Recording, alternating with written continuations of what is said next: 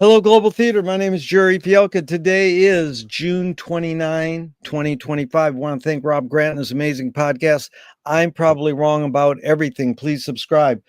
It's an honor and a pleasure to be here back with Robert Reid. Is that how you say last name? Reid, yes, you got it. Robert Reid, part two. I had so much fun in part one. I learned so much, Robert. Thank you for that. Where are you calling from? I am in Portland, Oregon. Same area code as you.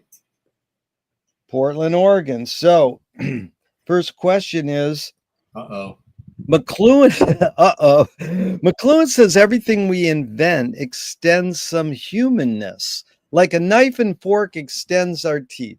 Good. Shutter in a camera extends our eyelid. Maybe non-tangible, say religion or philosophy extends consciousness.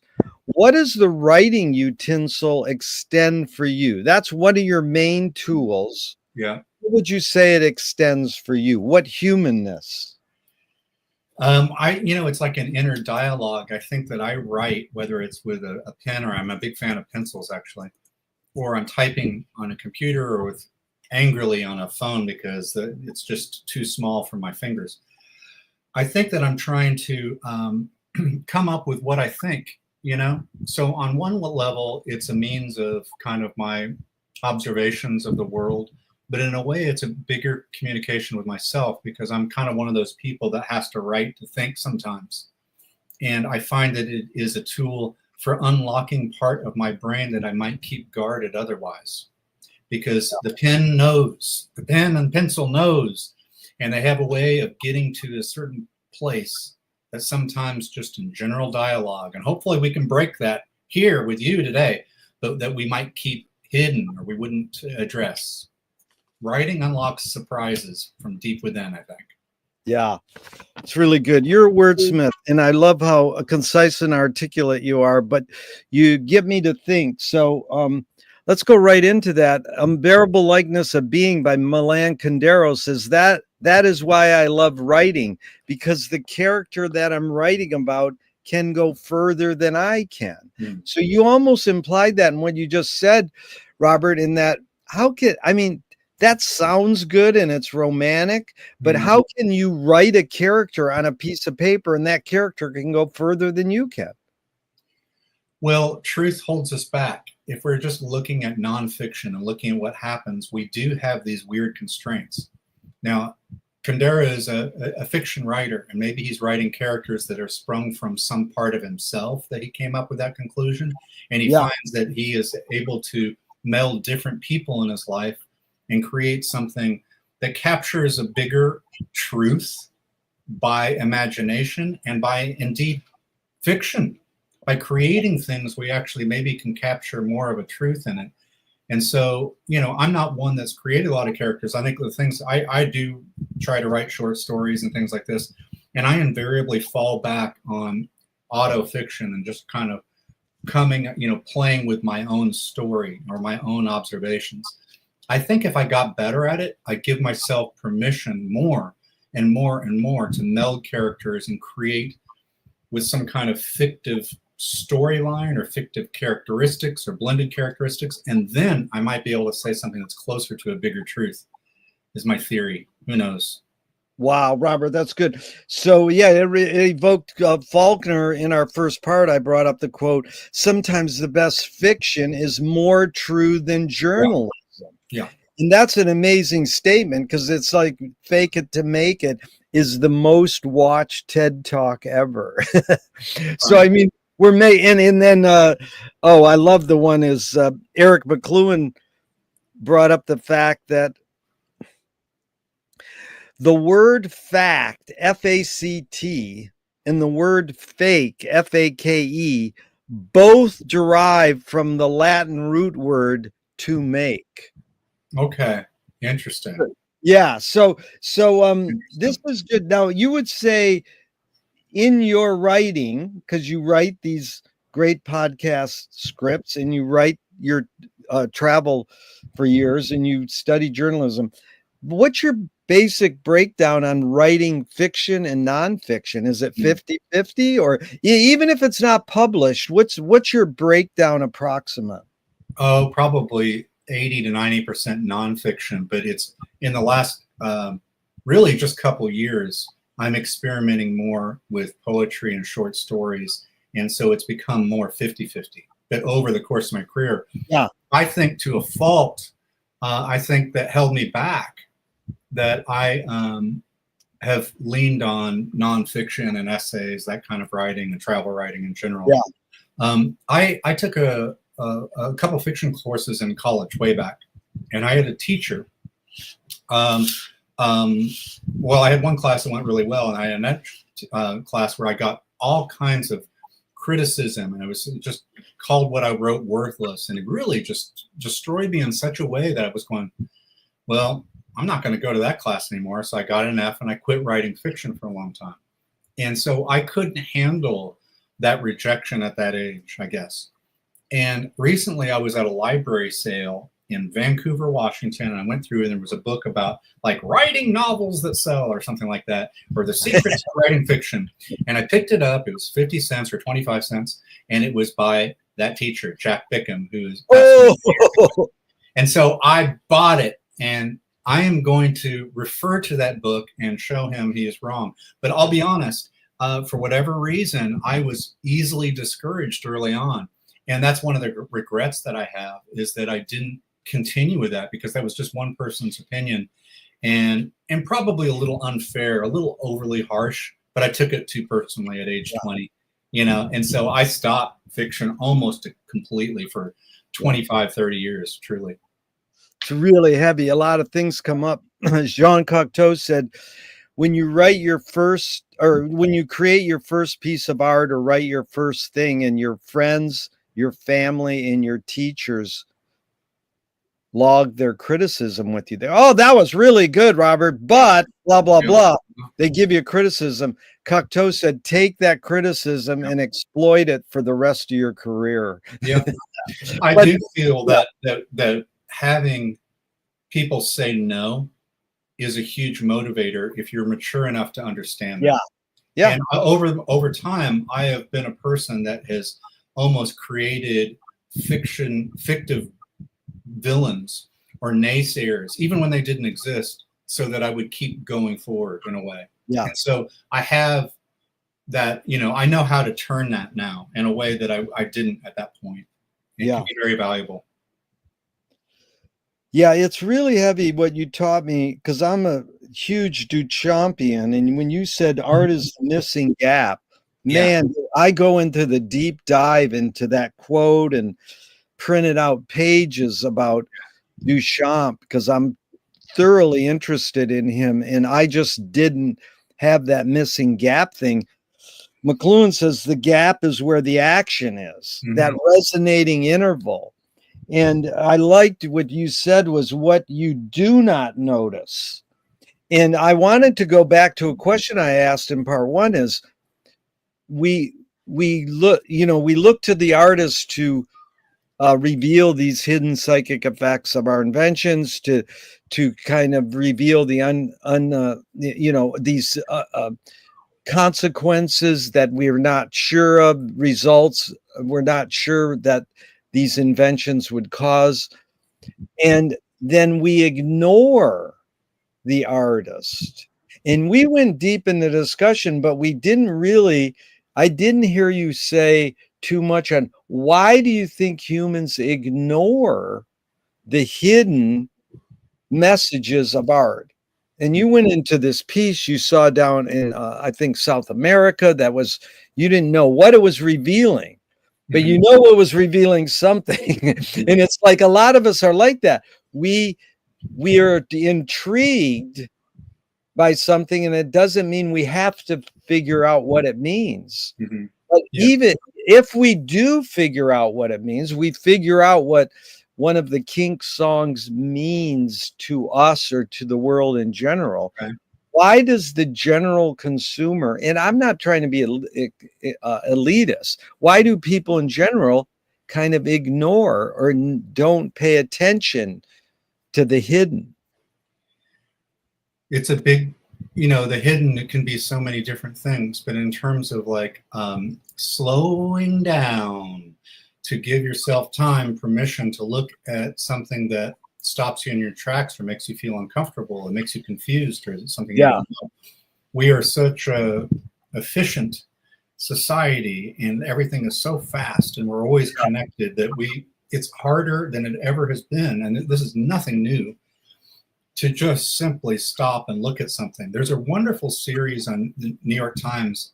I think once a month they put a painting up, and they ask you to spend 5 minutes, I think, or 8 minutes looking at the painting, and they give you a couple prompts, and afterwards they revisit this painting, and there's kind of a lesson, or there's kind of some takeaways, but it's all about your own personal reaction to the painting. What a great gift that is for New York Times subscribers to do that, because it's like, it has the timer, and you realize, when is the last time that I looked at a piece of art for, let's say, 5 minutes? I think it's like more that they ask you to, maybe 5 to 8, but 5 minutes, sit and look at this, look at that, and what will come. If you sat outside and looked at a tree, if you looked at the tree and you looked at the leaves, and you looked at the light coming through the leaves, and the reflection of the shadows, and the trunks and the branches, and the squirrel that lives there, oh, there's a nest, all kinds of things would suddenly, even as simple as a tree, much less a piece of art,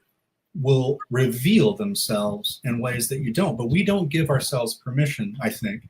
Maybe we're overwhelmed. The museums are sometimes such a ridiculous way to do this, because you go into a place and you already feel guilty because there's 1,100 exhibits on the wall. You can't see them all. So you end up often leaving without seeing any. What I try to do is, like, if it's a massive museum and I go through, I acknowledge that there will be only one part of one floor that I'm going to be truly engaged with. And maybe it's, maybe it's 20th century art, maybe it's Impressionists, maybe it's something from the Renaissance. And I'll go into a room and I'll scan it for a couple minutes, and then I'll pick one that I think, for whatever reason, got me looking a little closer. And I try to give myself, maybe not standing for 5 minutes, maybe it's 3 minutes, and look at that piece. I don't know that I have a hidden meaning of what the artist had, but what I do have is, I can almost without fail, I'll find something with color, with composition, what it's named, some hidden details, something, maybe someone's reaction to it, that will change how I see that piece. So I think it's just simply giving ourselves permission to stop and look. You don't have to have the answer. You don't have to know the hidden truth according to the artist, because in a way, it doesn't really matter as much as what your own takeaway is from it. And most artists would tell you that. Yeah. Seems like to me. Sorry if that was too didactic. No, that was beautiful, because that's what I learned from part one with you a lot, is you don't have to know the answers. It resonates completely with my McLuhan studies, because he was after new questions and new metaphors. Mm-hmm. And so that's when you're in academia or you're writing book, people are wanting to have answers, and they want it to be a linear thing. Oh, I got, that's why I hate when you go to an art museum and there's a little blurb, the artist's intention, or they're explaining the art, or docent tours, let me explain this art and put it in context. I respect that you can say all that, because I am the worst. I grew up studying art history in college, and I cannot go into an art museum and spend 5 seconds. I just go, okay, next, okay, next. But what you said about the tree, I can relate to. Yeah. So I found that I go to the boardwalk in Venice and ride my bike, and it's a soothing place to watch people, see all my friends just spontaneously. It's like Richard Linklater's movie Slacker. We live that every day in Venice, and just one person next. But my favorite street band is always playing in this one spot now, where I can lay on a grass, stare at this palm tree, and be in the shade, and still kind of see the band. And then all the beautiful people are walking in front of the band. Yeah. And I stare at the outlining light of the sun on the palm tree. And that's exactly what I'm doing. I'm spending 5 or 10 minutes going, oh, this is soothing. This Pascal said, humans' problems would be solved if they could sit in a room and be quiet. Mm-hmm. You know, in solitude. Solitude is but you brought up the word truth, and I'm really curious because Louis Buñuel said, I'm for anyone who seeks the truth, Mm-hmm. but I part ways when they claim they found it. Very good. Now, most people go, that's great. And one guy finally said, that's bullshit. Because if I'm going to seek something, it's because I want to find it. Now, that doesn't discount what Louis is saying. Yeah. Let me ask the question, then you can go with it, however you want to analyze that. Very good. I appreciate it. The question I morphed it into is, if the cliche is true, that the journey is more important than the destination, okay, then why do we have to seek or name a destination? Okay. Lot to talk about here. Lot to talk about. So, you know, the idea of when I paint my masterpiece, Bob Dylan sings, everything's going to be different. Everything is going to be great when I paint my masterpiece. He's never going to paint the masterpiece. And we know that listening to that song, in my opinion. He is not going to paint the masterpiece. Has Dylan painted the masterpiece? Probably not. And that's the thing. It isn't about ever, even if you painted something that everyone would say, oh, it's the Final Supper, Da Vinci, you did it. You know, I hope that Da Vinci wouldn't satisfy with that. Yeah. Because then he ceases to be an artist. A truth seeker can't, it seems to me, will never be satisfied. Will never be satisfied. There may be elements that's true. Oh, I feel this way about this tree. But on a bigger scale of everything, of why we're here, or what my role is, or what is legacy, or what is beauty, how will I ever feel that I've arrived fully at some place that I can say with confidence that I know what those answers are? I don't think it's possible. I don't think it's possible for me. I think that the journey is greater than the destination. But here's the thing. I was in travel writing for a long time, and the goal for me was coming up with, I used to have a word for it. It wasn't about a place you go to, but it was following this, like, surrounding yourself with the passions in your life. I used to say that travel punctures, or travel patches punctured dreams of youth, so that you have certain things that you aspire to do when you're 10 and 12 and 15, and the world told you couldn't do them. Travel, in a way, enables you to do things that most adulthood says that you can't do. You could go be a reenactor if you want. You could go learn a different language or try different kinds of food, whatever. The world is really yours. And what I like to do is surround myself with these little passions and these ideas and dreams that I have and go towards them. So it isn't necessarily going, I really want to go to Antwerp. I really want to go to Asuncion, Paraguay. It's more like I want to learn how to play the clarinet randomly, say that. Where you go almost doesn't really matter. You could go to a place and figure out how to get a clarinet, and I picked it totally randomly, and learn how to do it in a place. It isn't so much geographic based. It's more experiential. And I think that's how you get with that kind of that journey cliche, so to speak. To me, truth, you know, what is truth? You know, there's Johnny Cash song called that. It's one of my favorite Johnny Cash songs. It's kind of not particularly one of his biggest songs. It just simply said, what is truth? And I like that he did that. And I don't know what it is. And I know that I could never feel. There's little truths in my life that I've learned and things I've learned about myself and other people and the place and the world. But the bigger scale of everything, I don't think I could ever arrive. And I don't really know that anyone could. And I honestly don't think it's the point.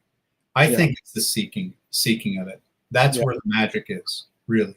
The restlessness. She'll be coming around the mountain. I'm going to go around and meet her. I'm not going to sit here and wait. You know, nothing gold can stay, they always talk about. Okay, follow the sun. Yeah. Because the sun has it. So just follow the sun, get moving, you know? And I think that's kind of how I look at those things anyway. Yeah, it was beautiful because it is like, that is the truth, is that you can't find the truth. But again, it's even more wider. We think words work, and we're doing a good job here. At least you are communicating a lot to me, because there's so much that resonated there. One, I'll try to go in order, bringing up Dylan. My friend was hired by Dylan to teach him how to do iron, Oh yeah, yeah, that's yeah, great. the iron things. Brilliant. Brilliant. And you know, like I was like, wow, how cool is that? And she basically said, I mean, through my friend's friend more, he told me he said she said, Dylan said, do you think just because I'm a rock star I could do this? Or, you know, he was like, he downplayed, you know, his vulnerability at trying to attempt it. He was just a guy trying to learn a new art form I and do love that he did that. It's yeah, brilliant that he did that. and that I mean, if you haven't seen this book came out of Dylan's art. Mm-hmm. And you know, it might have some of the iron gates in it, but it has a lot of paintings. Mm-hmm. But it has these collages of fake Playboy magazine covers that he did. Have you seen those? No, I've not seen that. Go. I mean, do you still work at Powell's? Yes, I do. Oh, go find that Dylan book. Okay. And just glance through it for a few minutes. It's remarkable. As a collagist, he's up there like with Kurt Schwitter's or you know, the John Herfield. I mean, it was great. But I love that. Yeah. I went to the opening of the Bob Dylan Center in Tulsa because I was living in Oklahoma at the time, and I covered it for the PBS station there. And there was the first thing you would see when you walk in the door was an iron gate and a picture of him in the studio working. That is literally the first thing when you walk in is you're greeted with Bob Dylan's iron. I like that. I don't know how conscious that decision was. It must have been on the curator's part that you were finding the newest art form that he was working with, that, you know, he's working at. This is a person you can say is a voice of a generation, and he's a Nobel, you know, Prize winner in literature. And you start with his most latest thing that he's working in his 80s to master. I like that juxtaposition of being greeted with that first. I thought that was great. Oh yeah, I want to go there so bad, and I know I probably never will. And what was dominant, I realized, is that so many of my interviews play off of the ones I did before. I did one, and the one I did before I did with you was Doug Miller, who wrote the book on Jesse Ed Davis, and he just had a big exhibit in the Dylan Museum for this guitarist. And what I wanted to bring, and I love that gate. You walk in, and there's a Dylan gate. The other thing I loved is Ginsberg said, yeah, Dylan's songs, like every fourth or fifth song is good. And so even getting that christened from, you know, a big influence on Dylan, Ginsberg, that could be taken as a compliment, because Dylan knows, you know, he can't write every song good, and he's going to be the journeyman he is, like a truth. He's going to keep wandering. The flaneurs are a big part of my question there, because these people who sat in Paris in the 1920s and changed the world forever, you know, Picasso, Hemingway, and Joyce, who said, I can find an epiphany in everydayness. They just sit at a coffee house and slack off, and then they make, you know, world-changing art or whatever. They might not be wanting to do that. It's just happening. And the other thing you brought up was, oh, if I want to learn clarinet, I'm going to go travel. When I was in a senior in high school, I said, I'm going to hitchhike across America. And I did it 2 summers in a row. And what you said typified what I did. I says, well, I like harmonica, so I'll bring a harmonica, because if you're stuck waiting for a ride for 2 or 3 hours, you could play harmonica. Yeah, you could. And it was like, that was like the enabling exercise for me to enjoy playing harmonica. I love it. Yeah. And so let's go into the truth thing a little. Here's a couple more truth quotes I'm curious your thoughts on, Robert. This is Shelby Foote. A fact is not a truth until you love it. Okay. I don't know what that means. I Do I love that we have gravity? I, I don't know. Do I love it? Do I, facts? Love, you have to define love, Shelby. Yeah. Tell us what you mean by love. There are ugly facts. There are ugly things that happen. Do you love them? Yeah. I don't know. I'm not Yeah. sure. Or is it that if you're trying to find a fact that's layered in so many steps, like what was the quote earlier that oh yeah, you were saying that fact and fake come from to make. So To make, yeah. I was thinking about that. To do a fact is a process. You have to make it. You have to find things that support a theory. You have to find things that surround a story.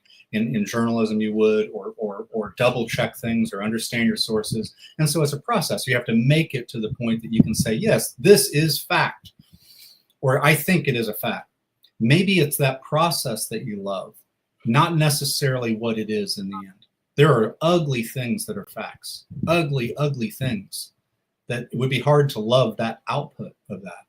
But maybe it's that process of trying, again, to find some kind of, truth.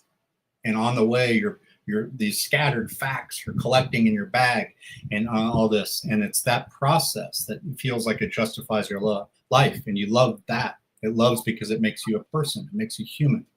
It makes you, whatever. I don't know. That's how I would interpret Shelby. Yeah. It's a tough one. Of all my quotes, it's the one that people go, no, that's wrong. And it is challenging, but you really sussed it out, because when you brought up gravity, yeah, if you're in a spaceship going up in space and they don't have gravity, then there isn't. That's a fact. There's no gravity in that room, or there's no gravity in the 2001 scene. But yeah, of course, when you take these out of context, it's interesting. When I searched out some of the quotes you turned me on to, and then AI tells you, who said that, and then they interpret it. I'm always a little leery. I'm like, hey, am I supposed to believe this? I believe their sourcing because I can check other places that aren't AI. But when they suss it out, I'm wondering, this is just them rewording someone else, because this is, now we get into quantum theory, Niels Bohr. The opposite of a fact is a falsehood, but the opposite of a profound truth may be another profound truth. Okay, I understand. Okay. Fact to falsehood. Falsehood would suggest, that someone is, or something is willfully deceiving, right? Yeah. And I think the opposite of a fact isn't always a deception. Yeah. We might learn that certain physical laws that we have are untrue. We learned that the world isn't flat or something. It wasn't necessarily that it was a falsehood. I mean, it was unfact, but it wasn't. Falsehood to me suggests that someone lies. Maybe I'm looking at that word wrongly and getting too fixed on it. Now, a profound truth, and the difference between a fact and a profound truth. Profound, what does profound mean? What does profound mean? Yeah. I'm gonna look up profound. Well, that's Robert. That's John Cage. That's a very good question. I wouldn't want to ruin it with an answer, but it's funny because what's pro mean and what's found? Like you found a professional to tell you what it means. I think it's something to think about, and I would have to look at the etymology and the root of profound and what that word means, because for some people, a simple fact could be profound to them. That is a tree with a squirrel going across the tree. That tree is a living thing. It goes under the earth far deeper than we can see above the earth. It's going to live centuries longer than me. Every person I know will be long, long gone and forgotten. And that tree will be still going. Is that tree laughing at us? Does it even notice us? You could find a profound truth in looking at that tree if you wanted. maybe it's that person to determine that. And Yeah. another person sees that as lumber, maybe. Yeah. And is that a profound truth? I don't know. But I think it's a lot to think about. I would have to do some research on profound.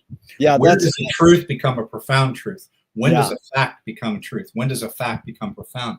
Yeah. Or is it an accumulation of facts or observations that become truth? That's a big question. That was good, Robert, because he evoked my favorite film of all time. Really, like number one is called Sans Soleil by Chris Marker.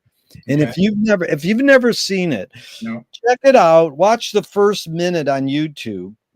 Without Sun, Sans Soleil by Chris Marker, and you can just go to the Wikipedia page and read the script. So it's an essay film. It's really deep, and it starts with the T.S. Eliot quote. And he has the scene from some Hitchcock film where they're examining the rings on a tree. So Okay. he reappropriates and puts the Hitchcock clip in the middle of his film. Yeah. And, you know, he got away with it. He didn't pay Universal or anybody. I don't know how he did this because, you I know, love it. the film is highly regarded. And, you know, he's one of these biggies in the French New Wave, Truffaut, Godard, and Agnes Varda.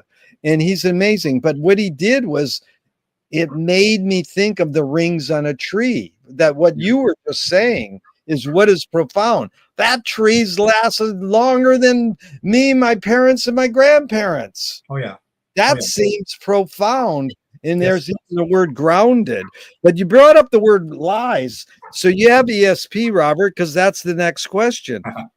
This is Eartha Kitt. Truth is a theory that is constantly being disproved. Okay. Only lies, it seems, go on forever. Now, laugh because I think the cool thing she sneaks in is it seems. She doesn't go only lies last forever. She goes only lies, it seems, last forever. So well, we aren't there yet. We aren't to forever yet. So, you know. Any thoughts on Eartha Kitt's line?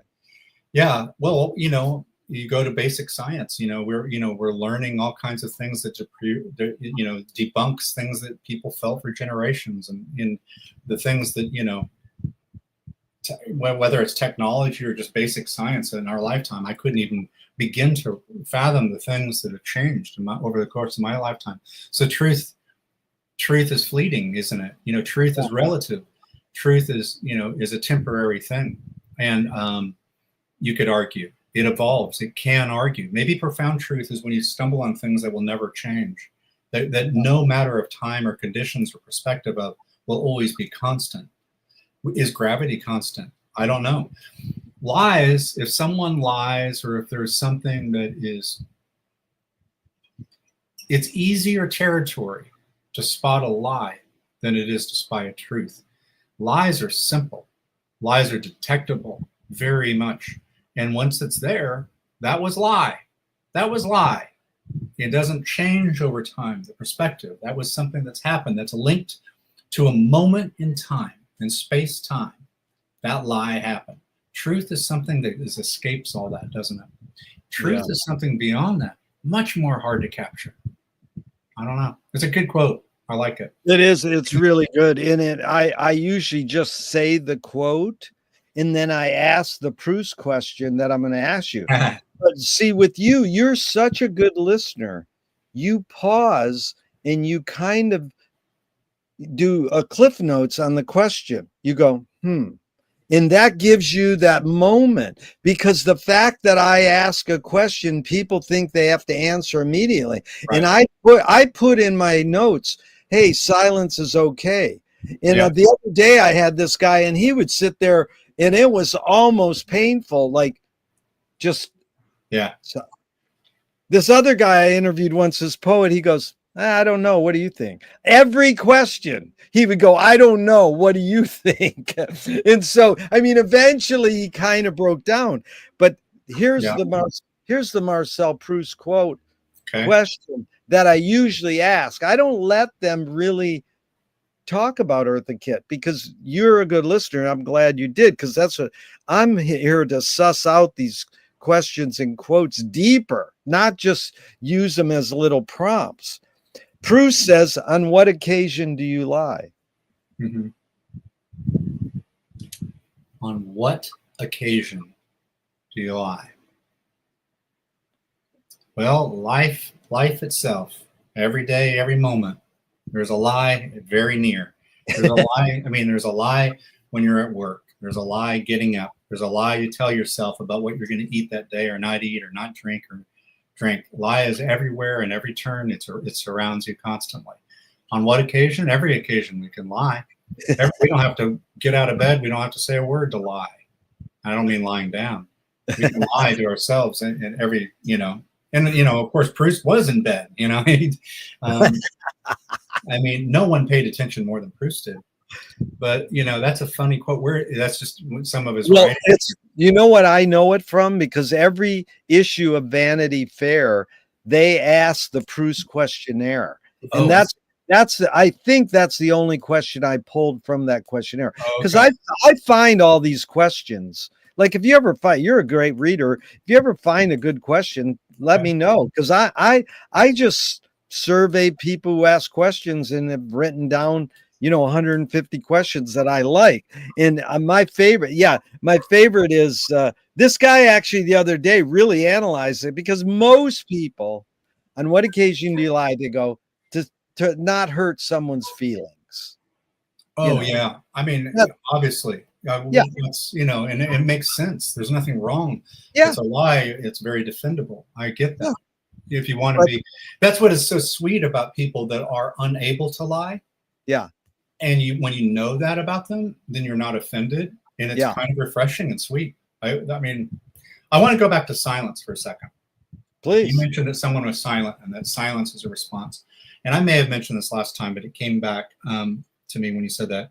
There is a King Crimson album from the mid-'70s where Bill Bruford, the drummer, was listening to the song, and he decided, listening to the song, an improvisation that's on one of the middle albums of the King Crimson, I don't know, Starless and Bible Black or something, and he chooses not to play because the song doesn't need his voice in it, his drums, he realizes.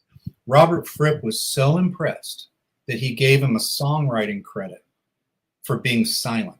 Oh my God, that is a great story. I love that. When I wake up in the morning, I love mornings. You can hear the birds, and it's quiet, and the day is ahead, and you can do anything you want with it. And I think for a while, and I listened to the silence, and for many years I didn't. I would automatically put music on. And I often will not put music on for quite some time. I listen to a lot of music.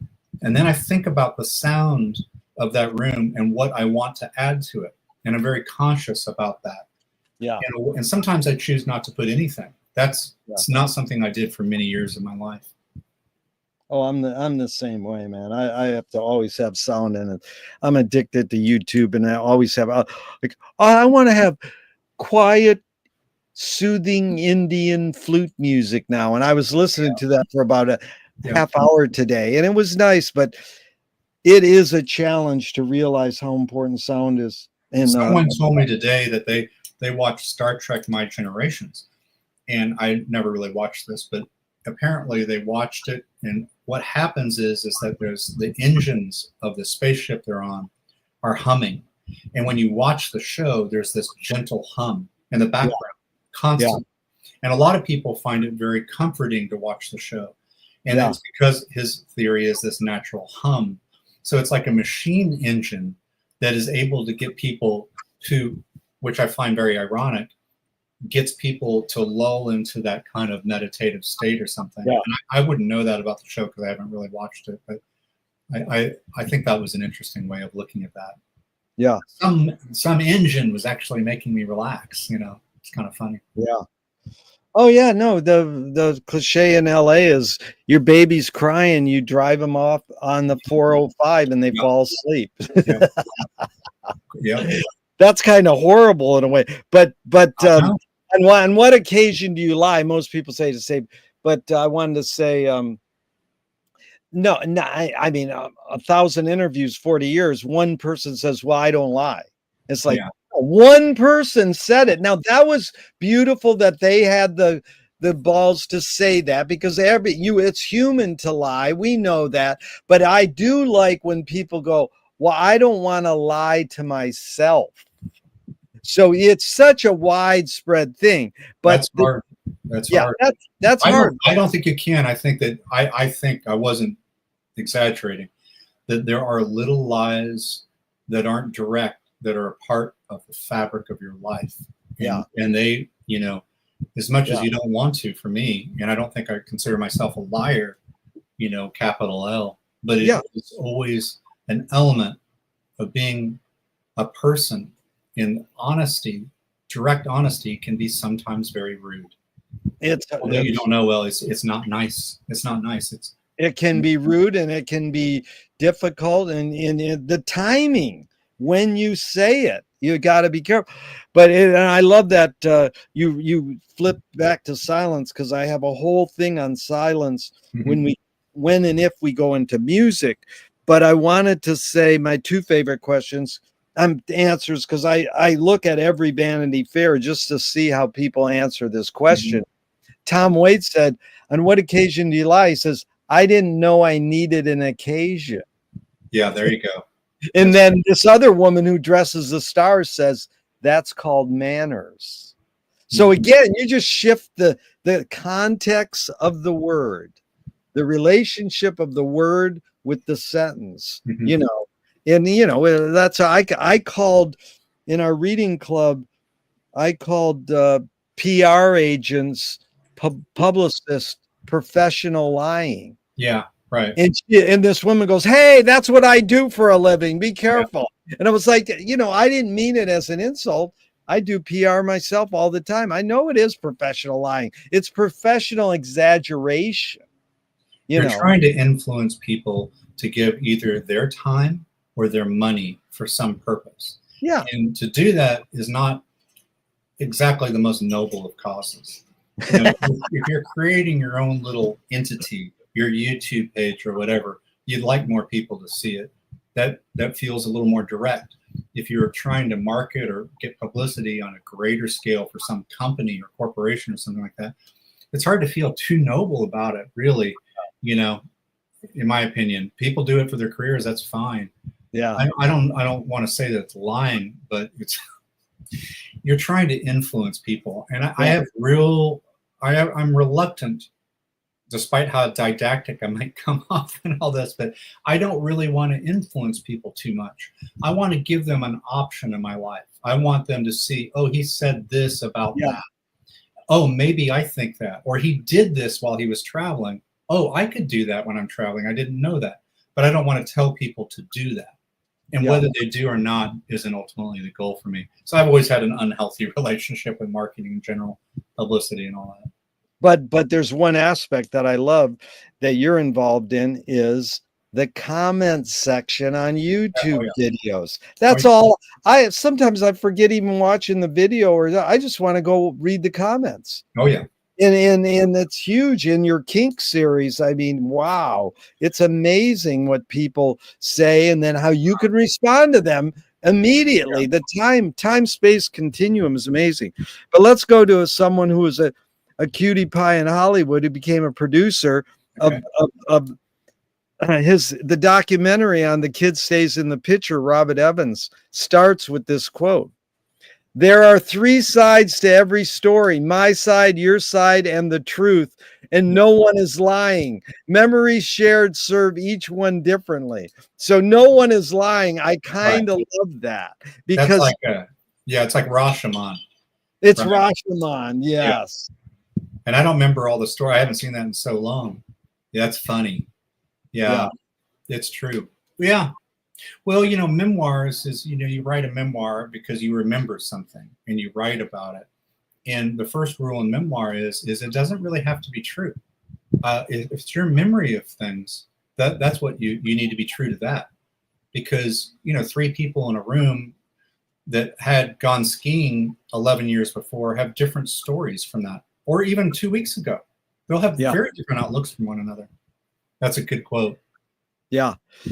But because now I'm just debating whether I want to go into this topic or that. But let's do the art and science, because it sort of Oh, breaks off from where we were going. Because I mean, the basic question is, stems kind of from leaving truth to the side for a second. Nietzsche said, truths are illusions which have forgotten they are illusions. No, which we have forgotten are illusions. okay. So truths are illusions which we have forgotten are illusions. Yeah. And I think this guy really nails it. Paul Binet says, French archaeologist and historian, science finds no truths. It discovers unknown facts that can be interpreted 1,000 ways. I mean, Okay. these two really suss it out big. The basic question, Robert, is is there a difference between art and science? And what is the difference, if there is?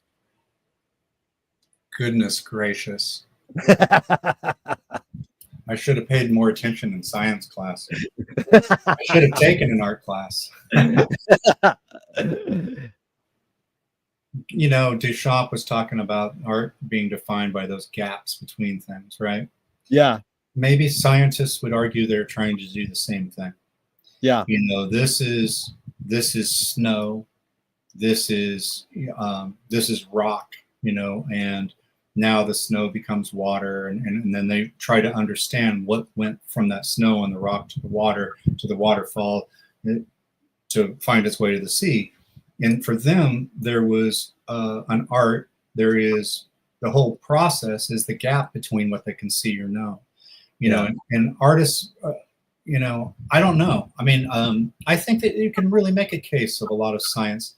I don't know scientists. I don't pay attention to their process, their failures very much. And I think that's where you could get an answer from. Yeah. What are their failures? We don't see the failures as much, and art is so much is about that process of trying to capture something. And I guess I have a better sense of the steps that they do through seeing sketches or discarded versions of stuff, if we were talking about a painting, to how they got to that. And I'm always fascinated, like when you listen to pet sounds, isolated vocals, and you break away the song to parts of it. I think that I've had access in my life to the building blocks of music and the building blocks of art in a way that I don't know as much about science. And I think that that's where you find that commonality, perhaps, where they are finding the gap, that the truth is in the gap of things. And so that's something to think about. I've never thought about it like that. Yeah, it's really beautiful what you said, because Thelonious Monk said music is math. So music's science, man. Okay. I mean, yeah. It's pretty intense, but it's not. I mean, especially with Monk, it sounds like he's banging away and just, not doing scientifically composed pieces. He's letting it, he's free. But here's some follow-ups. Okay. Jean Cocteau, art is science made clear. Okay.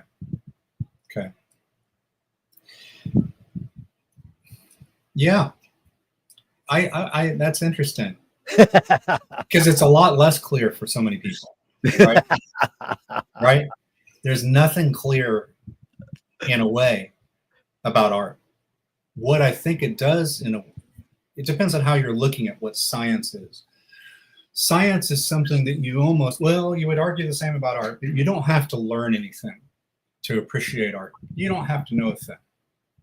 You look at it. In fact, I like when I don't know much about it. Yeah. I'm interested in where it was made. I'm interested in the name of it. I'm interested in the year it was made. But science, the whole world of science, and maybe people would disagree with me. This is just what I'm thinking off the top of my head, is governed a little bit more by a vocabulary or a nomenclature that's built around it. And for me to understand, if I'm reading about quantum physics or something like that, it's built with building blocks of knowledge, maybe fact, maybe theories, etc., that I don't know. And so it's harder for me to wrestle with that conversation. Whereas if I look at a piece of art, I may be getting away from your question, anyone can go look at it and have a reaction to it. Now, we may have a reaction to a glacier. Is that the same as science? I don't know. I do think there's a lot, it's like a coin with two sides, heads and tails, but their backs touch, right? And I think in a lot of ways that there is a kinship between art and science that is probably not thought about much. And it may be that they are facing different directions, maybe not, but there is kind of to me, a surprising kinship that I haven't really thought about until you bring it up. Oh, totally. And that's what I want. I want percept is what your intuition, your impulse says. Like me and you, we know too much about music. And so, if you could play the Kinks, your favorite Kinks song, to someone who knows nothing about music, it's impossible. They've been raised on their parents' music, and I mean, that's why I think we're lucky, because we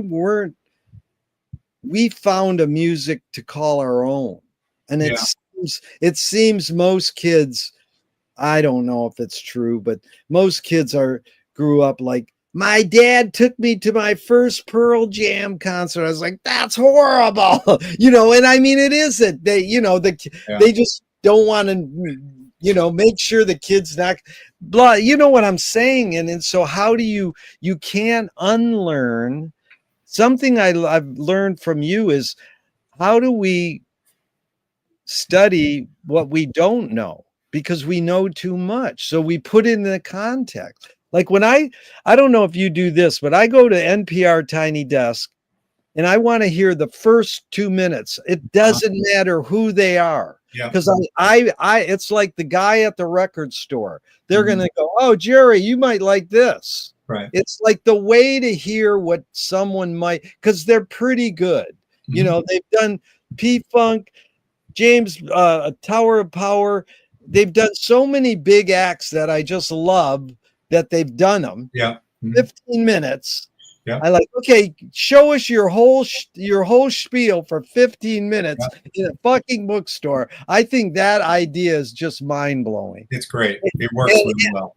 But immediately, as soon as I hear the first 3 minutes or 1 minute, I'm reading the blurb. Where is this person from? Yeah. And is that important? Well, I guess it is, because to me and you, we like to study that. So, I mean, this is history, and this is McLuhan saying about science. When we push our paradigms back, we get history. When we push them forward, we get science. I have no idea what that means, but that's sort of like we're putting our experience of listening music in history. We can't not do that. I think that music and art I may be naive saying this. I think that I am a chronologist, and I'm very interested in when things came out and what was around it. And I have a hard time applying that kind of instinct or filter towards science. I understand there's different types of science. I understand that people knew certain things and did certain things in 1820 that they didn't in 1620 or 720 or 2020. I get that.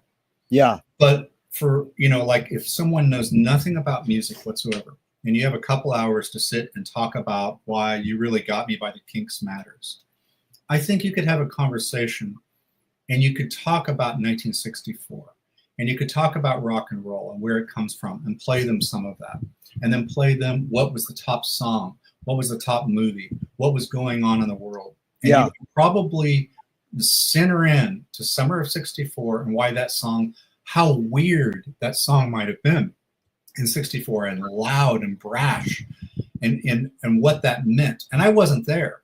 So I'm having to rebuild this on my own without personal experience. That's what I do with music.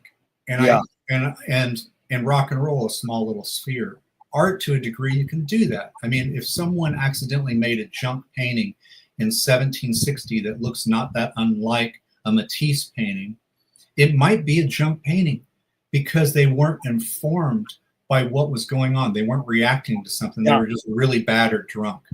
It's possible an impressionist, and then someone who does it in 1970, it isn't as important as it was in the 1880s. You know, it just isn't as important. Time matters. Maybe science, time isn't as important to what they discover. Yeah. And I understand you may debunk certain things and they evolve over time. Yeah. Scientists may disagree with me, you know, and but Robert, that'd be great. Robert, that was so good, because one is, my question to you is, what you described, is that time travel? Uh-huh. Oh, well, yeah, that's a good way of looking at it, isn't it? And, you know, for whatever reason, you mentioned Pearl Jam, and I never liked Pearl Jam whatsoever. And I was a Gen X, you know, grunge adjacent kid at that time. I was supposed to like them. I did not like them. I thought I didn't like a lot of those 90s bands because I felt that punk broke with Nirvana, but what we got was a marketed image. And that's when I first turned on marketing. I was going, what? We were listening to all this stuff in the 80s, and it comes out and it's this? No, this isn't what we were trying to do. Wait a second, we're just trying to get rid of hair metal. And, so I think I forgot, I lost my point. No, that's right. You'll come around. Do you mind if I ask what year you were born? 68. 68, yeah.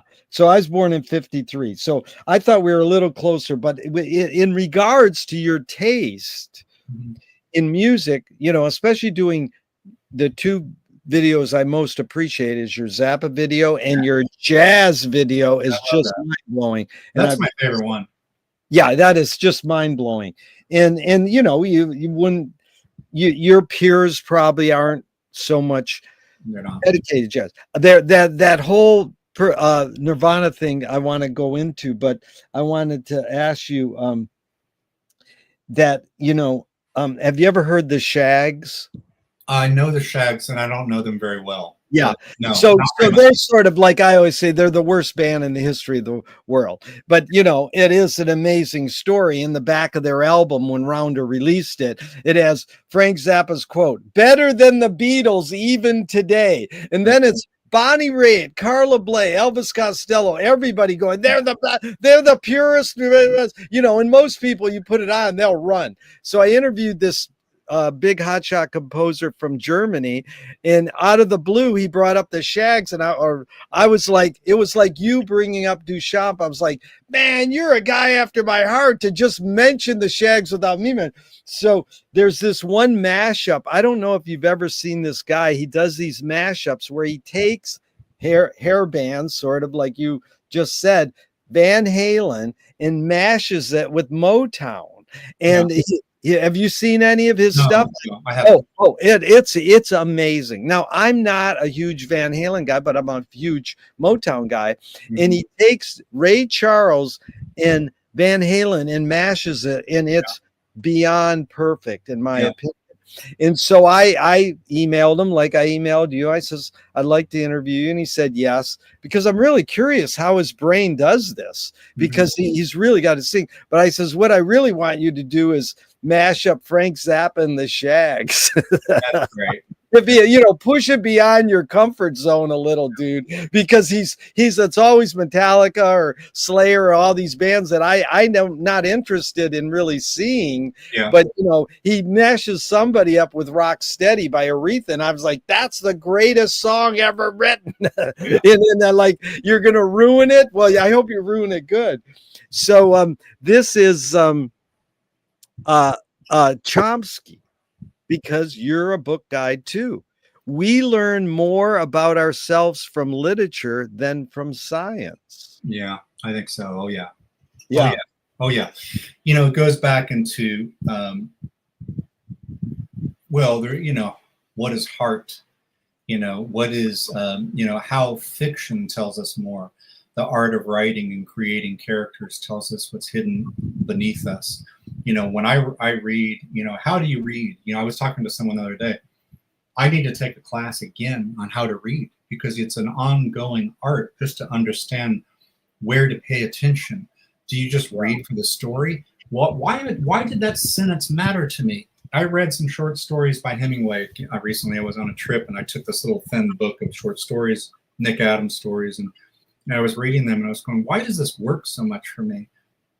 He was a jerk, but the simplicity of his sentences, taking out adjectives and just focusing on hyper present, says so much to me personally. I love how present they are. Nothing is happening. I'm not going to get that from science. I'm sorry. It just isn't where my brain is. Yeah. It just doesn't speak to me that way. Literature is he can put anything he wants on a page. Anything, not governed by anything at all. We see this all the time. What's that Rufo guy? It's like a Mexican writer that kind of influenced Marquez. Rufo. That Perez Paramo is the book. Yeah. And it's unbelievable. It's going to a town of ghosts and you don't know who's real or not. And you realize after a while, sometimes their quotation marks are used. Sometimes there's a dash for things that are used, and sometimes italics. And it's different layers between, if it's Bardo or some state between, here and there. And that, after a while, you don't even know or care anymore what's real. How he's able to capture that is almost the opposite of what I would imagine from most of science. It's difficult to read. It's complicated to read. I took notes trying to remember who was who and where I was in time. That's not the kind of stuff I read all the time. But, I just find that literature, more than anything else, maybe poetry, just poetry, is so uninhibited. It has no rules about it, that they can play in their heads and in their observations and come up with things in a multitude of different ways. And science tackles everything in the world, and someone's going to be, if they see this and is laughing and making fun of me for what I don't get about science, and I get that. I don't get it. It doesn't speak to me. It doesn't speak to heart and essence of me. It is more administration to me, admin for me. Admin, yes, it's admin. And I don't mean to belittle scientists at all. No, you're not. And the beauty is you go, if someone's laughing at me, if you can get anybody to laugh at all, that's a great thing. It doesn't matter. And even if it's at your expense and you can go, it's at my expense, go ahead, laugh. That's fine. But that was beautiful, because how do you read? I mean, I'm writing a book right now, and I'm going to put that question in the middle of the book. How do you read? And it is an amazing thing, because there is a science to reading. There's a science to literature. There's a science to words. And, on response, being a Wakean, all I could say is try to attend a Finnegan's Wake reading club just once on Zoom. It's really easy, because what you do is sort of like what you were saying. You take notes on this, like, what did I just read? You're more attentive than running over it and letting the words wash over you and get a general feeling. Mm-hmm. But what you're doing is you're hearing other people, I always say, mispronunciate the syllables. Yeah. You go, well, I wouldn't have said that word that way. Yeah. And you're so conscious of every syllable. And I'm such a bad reader, because I was raised in front of a TV set. I'm a idiot. And it's inevitable I'd end up with Finnegan's Wake, is that I read Finnegan's Wake like Pee Wee Herman. He's reading something and he goes, then the cat went into blah, blah, blah, blah, blah, blah. And he makes up words. And that Joyce is doing that to fake you out, because I always say there's no content in Finnegan's Wake, and people like, what do you mean?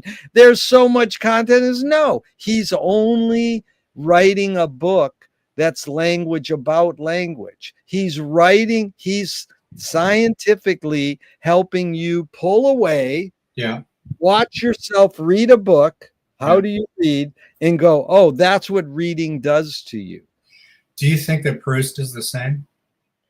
I'm not as versed in Proust. I wish I was. I mean, maybe it's about, because it isn't about, is there content? Yeah. Remember, it says in search of time lost, or whatever it's called. It's about smells. All I know about Proust, it's the smell of the cookies, right? Or the taste. Yeah, the Madeleine. Yeah, dipped in the tea. And it's more the tea than the Madeleine, but the Madeleine all the glory. But it's like, I read Swan's Way, the first book of it, in December, and I read it again actually in Wow. February, and I'm not, there's what, 7 books, I have the second, I haven't started it yet. And for a second, I didn't want to read anything but that. And I can't really tell you what it's about. It's about nothing, really. It's about In Search of Lost Time. It's a guy in his bed looking back on a kid, remembering when he dipped the Madeleine in the tea. He normally doesn't have this Madeleine, but he went to his aunt's, and his aunt's offered it to him, and for some reason he decided to have it. And as soon as he had it, he remembered something about growing up that wasn't negative. And he usually saw that as negative, and it unleashes what I think are 7 books of memories. And I don't know that there is content, and I like that. I like the absence of, I think we've seen so many stories in our life. Like, I don't need Netflix anymore. If I'm going to see a movie, I want it to capture something about space and presence more than a story that this happened, then that happened, therefore that happens, but this happens. I don't need those devices anymore. I've been through it so much. Yeah. Yeah, anyway, no, that was really good, because McLuhan said there's no such thing as a good or a bad movie. It's a good or a bad viewing experience. And what Proust did and what Joyce did is they operated in the means of literature. They didn't go, I'm going to make a graphic novel. They said it's still book, pages, ink on paper, but I'm going to do what Beckett said. The wake isn't about something, it is something. So they created an experience. That's Mallarmé, the symbolist. Don't create the product, the painting, create the effect you want. There you go. But that's why Joyce and Proust spawned advertising. They're back to admin, because they want to create the feeling that you're a Lexus buyer. They're not trying to sell you a Lexus. They want you to see the ad and go, that's who I am. And so that's beautifully leading into Marshall in 69 and the interior landscape book. So there's a landscape out there, me and you are talking about, but there's something inside us, the interior. And he said, for James Joyce has solved numerous problems which science has not formulated as problems, which is exactly what Tony Conrad, who helped Lou Reed start Velvet Underground with, he said, artists break laws that haven't even been made yet. Yeah. So right. Any thoughts on that? Solving problems which haven't even been formulated as problems. Yeah. Well, your question is that a definition of art or what? Well, I don't have a question. All I'm asking is any prompt thoughts on that, because Well, I had a job one time, and I asked maybe this means I'm not an artist. I said to my boss, I said, well, give me some rules so I know what to rebel against. And, because it was a fairly open job that there had never existed for them before. Give me the limits so I know what to break. Give me so I know what to brush up against. I think creativity comes from a friction like that. Yeah. And maybe the true artists and the great artists are ones that imagine their own barriers and brush up against it before anyone has any image of it. A number of years ago, I was playing in a band, and we had our theme was called Holding Ground Just Beyond the Limits. That was our goal, our mission statement. Let's hold ground just beyond the limits. So always be a little bit beyond what seems possible. And I'm not saying that we were successful, we're a dumb little band, but that was our lofty idea. Was get just beyond that barrier, that leaning fence post that no one else can see yet, and go just past that, so that if others catch up, we were young and arrogant, when others catch up, we will move forward. And I do think that it's a good way to create, to imagine that landscape. Dude, and now go back to our Duchampian hero. This is the one I always bring up. Duchamp. There's no solution because there's no problem. That's almost like a fucking denial. Like people go, no, there's a problem. Like as soon as that's what, Colbert to me is empowering Trump. All these people who cut down Trump, all they're doing is empowering. But what are they going to do? Turn the other way and deny that he even exists? And he's, so I mean, it is a funny little flip on that, because it's like, well, why don't we create that's a subgenius saying, pull the wool over your own eyes. Why don't we create our own little limits? I love that. Give me some rules so I can rebel against them. Yeah. Robert, that's the great line of my friend was in this film. It's called The Wild One by of course. That's a famous quote. Yeah. Timothy Carey, my friend is in that film and gets no screen credit because he's an extra, but he busts in and says lines. But the great line Brando says is, what do you got? What are you rebelling against? What do you got? Brilliant. That's exactly right. And in a way, that's the same as there is no problem. Yeah. By saying that everything is a problem says that nothing's a problem. Yeah. And that's great. I forgot about that in Wild Ones. I love that. Great line. But here, you bringing this up, friction. You've used these words in our discussion today and in part one that sort of touch on this. And I'm curious. We'll start. It's basically around the word suffering, and it's a whole new page of questions I'm refining right now. But I'm going to start with this guy. You're my guinea pig, Robert, because you're so fucking brilliant. You help me. Okay, this guy Neil Gaiman. I don't know. Is that how you pronounce his name? I think it is. Yeah, that writer. Neil Gaiman says that there is rarely a connection between how easy or hard you found writing the piece and the value of the end product. Mm-hmm. So you just have. Now, this is Morris Eggert, this German composer I've interviewed. This is his words. So you just have to work, and good writers are those who work when the writing isn't fun. Mm-hmm. And then they go to, now the article writer says, for Moritz, a professional has to write regardless and does not question whether it's easy or hard. Yeah. That said, every new piece needs its crises. The beginning is easy, but when you're unsure of but you become unsure of everything at some point. I says, that's what Robert taught me in part one. You become, but how do you become unsure after you're feeling confident? And so it's sort of like, I'm trying to ask is friction an important part? Is suffering the human condition? And that's what causes creativity. There is a Vietnamese saying that I often remembered. I lived in Vietnam before, and I heard this saying once, that suffering is like the river, that there's even a little in dry season, that there's always a trickle. Yeah. And a monsoon comes and it floods you. I don't remember how it was coined, but the idea was that level that a trickle of suffering permeates everything in your life.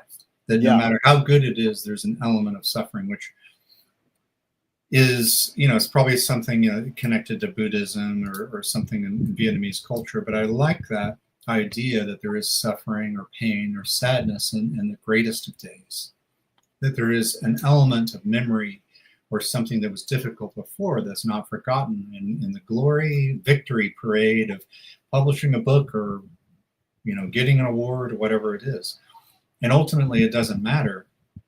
Like the quote says, maybe you sat down and wrote a song in 20 minutes that is, Forever Young by Bob Dylan, not my favorite Bob Dylan song, is timeless. And maybe that song took him 15 minutes to write, and it will be here for 200 or 300 years. It's kind of one of those songs that could. He doesn't have a good version of it, by the way. He never recorded it very good, but the song itself transcends even his own performance. It doesn't matter if it was easy to him, or if he painstakingly worked to make an iron gate and is struggling at it. It doesn't necessarily matter, because you're looking at that finished product. He knows well, we outside the art, we don't see it. We can't really experience. We could guess it, or maybe we hear the stories behind it. I think that friction is the source of storytelling. Despite what I said about how I respond to Hemingway's stories where very little happens, and as a person in isolation, very comforted by the process of setting up camp and opening a can of beans and putting it on the plate, and hearing the sound of the fire crackle to heat up the beans, and scraping with a spoon, just very basics, and something about it speaks to me. But there's an implied tension even in that, because you feel there's something that he's running from, this character, that's wrong. So there's a tension, there's a friction.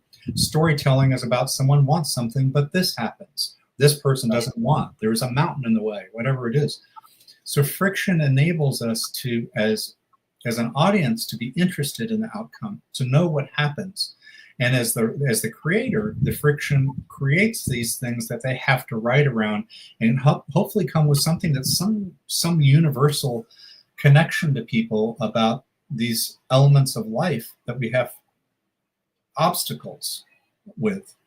And the suffering or pain or tension or whatever you want to say about it is a huge element. And if when nothing is in the way, it's not terribly interesting. That's really good, Robert, because what you're doing is flushing out the words. So I kind of started swooping into suffering quotes, and then it is friction, pain, tension. It's the dialectic. There's a million ways to describe it, but you sussed it out well. Because in my discussion group, we meet 4 times a week. When I brought this up months ago, they said, yeah, both the Buddhists and Dylan both say suffering is life. I'm like, oh no, I don't want to surrender to that. Like, that is the human condition. I want to be positive, but I want to be realistic. Yeah. And it doesn't have to be a negative thing.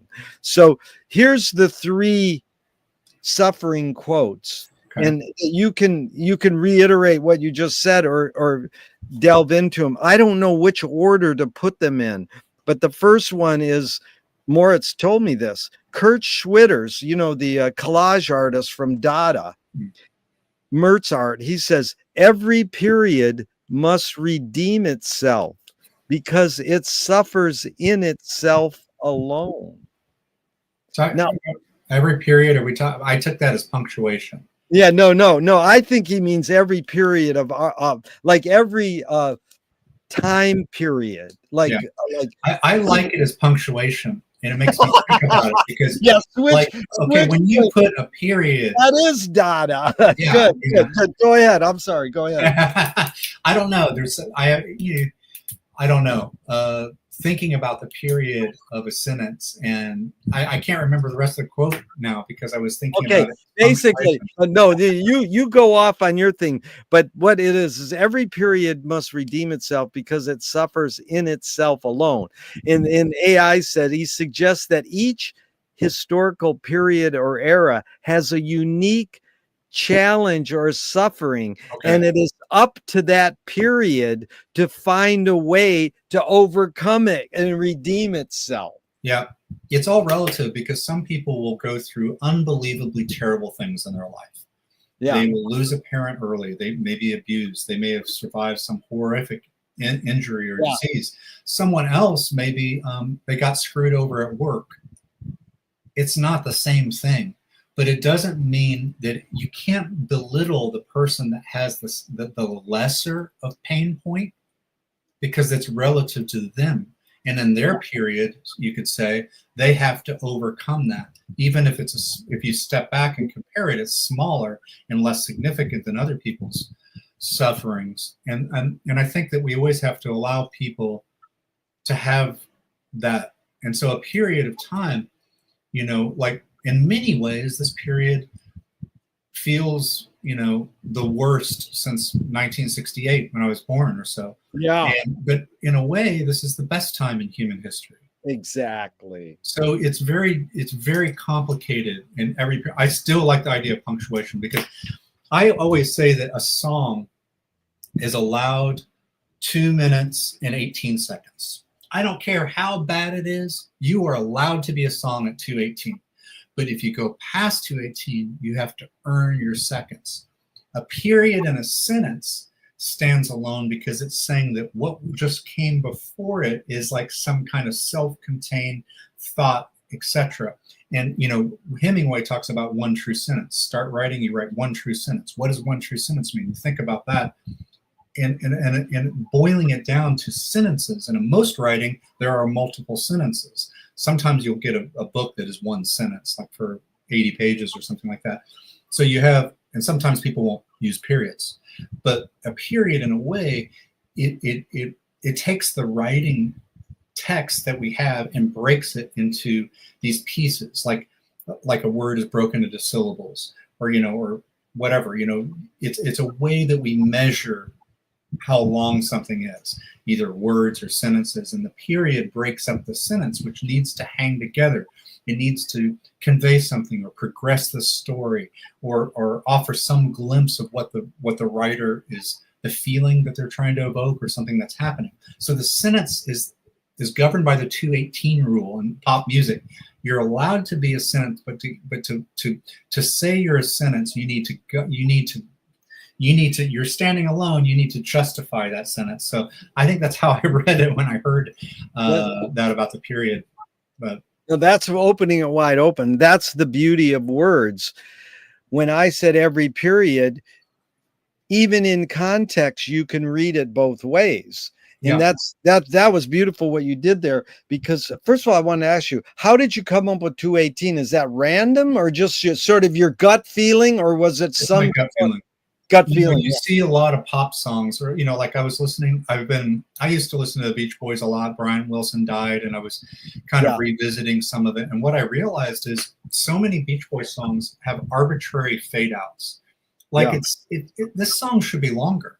Why did this stop at 2:07? Yeah. What? Why is it 2:07? That's way too short for the song. And sometimes it just, okay, that's enough. Fade it out. And you can almost imagine Brian in the studio doing that. It's like, okay, that's good. Just fade it out. That's good. We've covered it. Yeah. And so I think about, that pop songs were really that short, like 2:15 and stuff like that. Really, really short. I grew up on kind of the 3-minute 40-second era.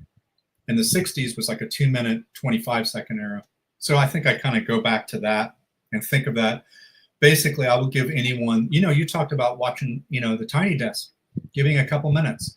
I'll give you I don't care what it is. I can give you a few minutes, whether it's 2:18 or 3:30, I can give that. But after that, I need a reason to go on. Yeah. To give more time to it, I guess. I don't know. That's what I think about. No, you're good, articulate. You should be running a record label, but they're obsolete. but my friend he made a lot of money writing some songs in New York City. He's great. Blah blah blah.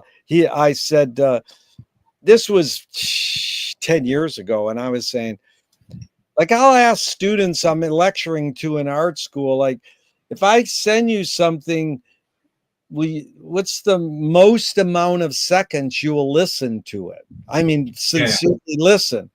And they kind of hinted at 30 seconds. And I have demented to the point where I'm like, I'm out of there in 3 seconds. Yeah, I know. My friend Reid said the industry standard is 10 seconds. Yeah. And it's like, oh my God. And it's sad where I'm guilty of mythology in that I like artists that have a discography, and they have a history, and they have a mythology. And so if I dip into John Coltrane, and it's like, okay, this was one of his last albums that he recorded, but it wasn't released for 7 years. Yeah. And you read about it or something, and it may be difficult. A lot of his later recordings are difficult to listen to sometimes. But I have such trust in him.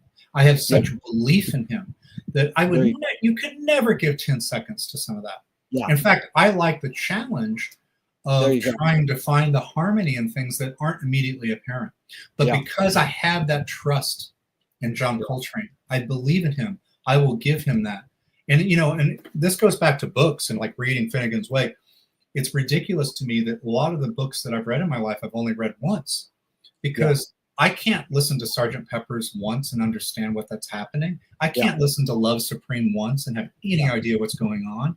I have to listen to it 70 times, at least 30, 20.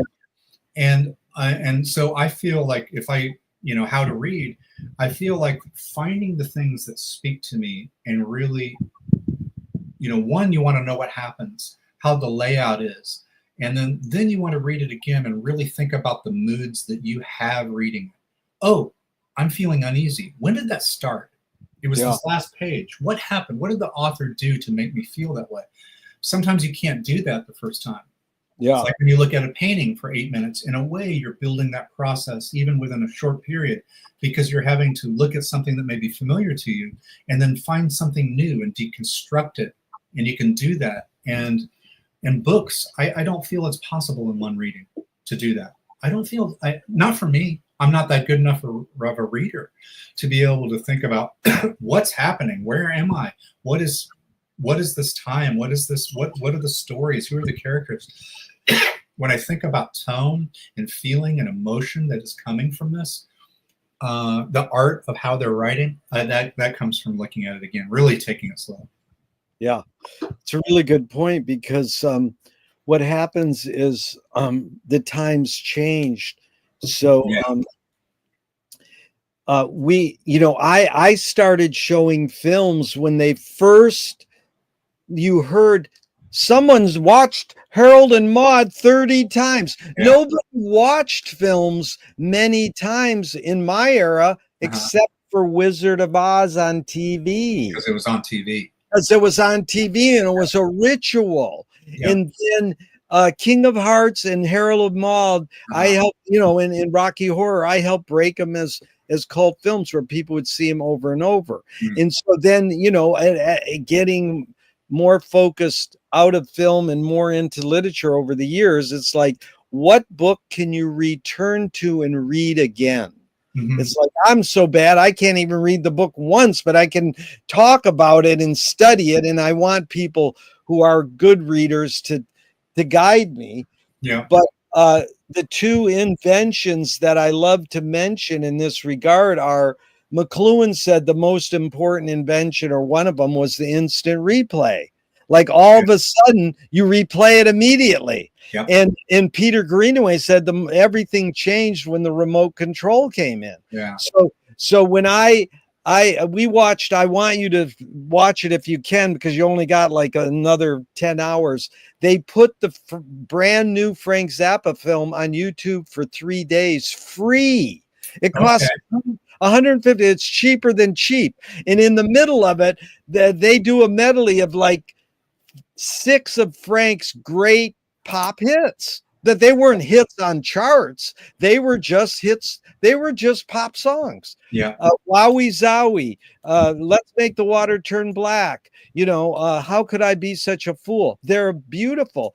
And I saw them in a theater on the big screen, and I couldn't get the mood of the film in me like I wanted. And then last night we watched it on my friend's big screen in a living room with 3 people in front of a big screen, and I got it. So it was so much about the actual environment and being able to go, Frank wrote good songs that were 3 minutes long.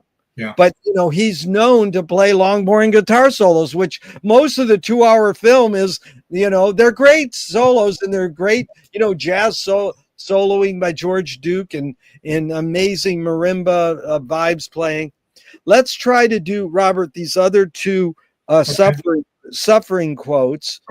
And if you can go a little longer, and then we got to plan a part 3, because we barely dented.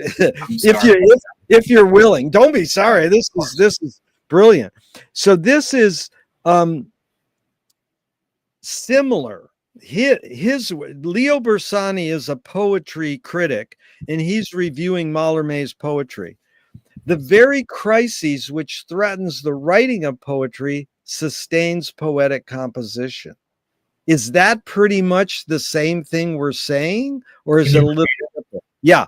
The very crises which threatens the writing of poetry sustains poetic composition. I wonder what they mean by the crisis that threatens poetry. Lack of publishers, lack of readers. Is that the crisis? I would say the lack of, I would say he's saying to sit down in front of an empty page, and the crisis is what am I going to put on this page? So, you know, but it could be, I don't think these people were, you know, I mean, the AI goes, Bersani argues that Mallarmé is characterized by a fundamental paradox where the poet simultaneously embraces textual imperialism and a radical assault on literature's claims to importance, which is, how is Mallarmé sitting down and going, am I supposed to be important, or am I just going to write whatever comes out of me? Poetry is, you know, I think that I used to do some speaking and stuff, and I would talk. I would have to talk to human beings, in a room, and you could do that. You learn to, or you go on a TV or do some video or something like that, and you give yourself permission to do that, because at first you're terrified. You're terrified. The most difficult, something I do not think that I have the strength to do, is stand-up comedy. Stand-up comedy would be the most difficult thing to do, because you have to make someone laugh or it's a failure. And everyone in the room knows it. Poetry is a little bit more like that than writing a short story or a novel. Also, you have far fewer people interested in it, far fewer places for it to be published and read and looked at.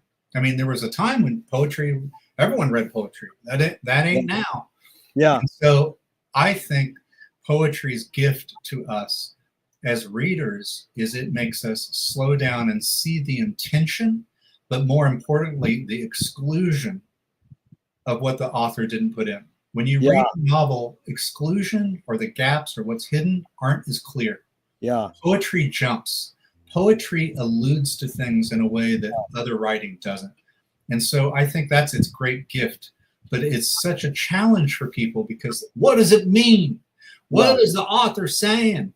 You know, we have those kind of reactions to it, like we do with like abstract art. What are they saying? I don't get it. You know, and you don't have to get it. But I think that is a crisis, is that people are threatened by poetry. The fact that it is a niche space of expression that is stricter, maybe, in some ways within the poetry community, in a way. Like, you know, it's like I always feel like an art film that fails is more offensive than a new Marvel movie that's bad. But the art film is trying to say something different in a unique way. The poet, like, can you imagine calling yourself a poet? I'm a poet. It's like, I'm an intellectual. This is my masterpiece. Those are such big words that they must govern. It's almost a crazy burden to carry that forward, because you feel that a poem needs to really reach a shareable truth in a way that maybe a short story or a movie doesn't necessarily have to. You know, that's hard. You're looking at that blank page. You know, it's probably not going to be long. And I love how they use space in poetry, where they break lines, or just have dots on a line, or one word on a line. The thought of space, the thought, going back to Bill Bruford, the drummer that got a songwriting credit for not playing drums. I think the poet feels that. And I think that the poet, that's the challenge for the poet, is knowing what to skip. It's the skipping stone, right? Where does the skipping stone touch the pond? The novel can talk about the pond in a much more direct way. So to me, it intimidates me in a way like stand-up comedy does to a speaker. I don't know. Yeah, I worked for George Carlin for a short period, and at the end of his career, it was ridiculous because he was so bitter, and his joke was, why would you ever want to fuck anybody who was anti-choice? They're so ugly you wouldn't want to fuck them anyways. I was like, damn, that is bitter, dude. But you know, everybody would be there in the audience and they would feel obliged to laugh. Oh, it's George Carlin, I'm supposed to laugh. But you know, he in his career he did great jokes and is a great observer of the human condition. But Lenny Bruce got that way, didn't he? Oh, Yeah. Lenny Bruce says, I would love to, you know, I want to go into comedy and I really want to dig into poetry in part 3 because you're well spoken on what you just said. But the two things really quick were when they asked Dylan, are you a poet? He goes, no, I'm a trapeze artist. And then they asked Robert Frost, can you explain this poem? He says, you mean you want me to say it worse? That is one of my favorite lines. That's great. But here's the last one is Ferlinghetti reworded Ginsberg's Howl. I've seen the best minds of my generation bored at poetry readings. That's right. You know, boredom. Yeah. I think it was there's somehow it's connected to Dickens. I was interested for a while in getting into boredom and places that, because in travel, a lot of places they'll say people like places are boring. I wouldn't want to go to Nebraska, it's boring. And what I always said is there is no boring destination. Wherever there's people, there's a way. Wherever there's a place, there's a way. There's only boring travelers or unimaginative travelers. Yeah. And I was researching, maybe it was dull or something. I'm trying to find the first use of some phrase, and I think it was Bleak House by Dickens. That I don't remember what it was. I never read it, but that's a great quote about all the great generations. Well, and also the Australian Aborigines have no word for boredom. Does that mean they never get bored? No, they probably get bored, but it's just called something else. Who knows? You know, it's just like we find words and we find they're comfortable to explain what's going on, and they don't do it. They do pretty good. T.S. Eliot said it. When I talk to you, I got to use words. No, you don't. You can use hand gestures, but in general, we're kind of like Lily Tomlin. Reality is just a collective hunch. Words are just a collective hunch. I felt that our times together, as you've taught me so much, and it makes me have grounds for further research. You know, and so let's close out, and I'm really grateful for that because this is Tom Waits, To Go to the Music, and this one I just got turned on to, and I was just bowled over by it. I like beautiful melodies telling me terrible things. Yeah, the world is a hellish place, and bad writing is destroying the quality of our suffering. That's funny because he's implying that our suffering's quality. No, suffering's not good. That's why I don't like when people go, oh, suffering is the way. It's like, well, why can't we say joy is the way? You know? Well, this goes back to love. What was the definition of about a fact is something you love or something? Yeah, that is Shelby Foote. Yeah, Shelby Foote, right. Yeah. Yeah, he said a fact is not a truth until you love it. Right. So you put that as an overlay on what Tom Waits was saying. Yeah. It's interesting.